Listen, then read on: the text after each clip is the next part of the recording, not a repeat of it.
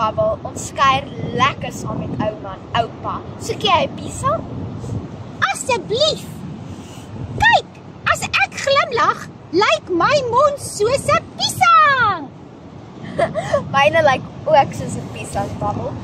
Weet jy dat 'n tros van piesangs word 'n hand genoem?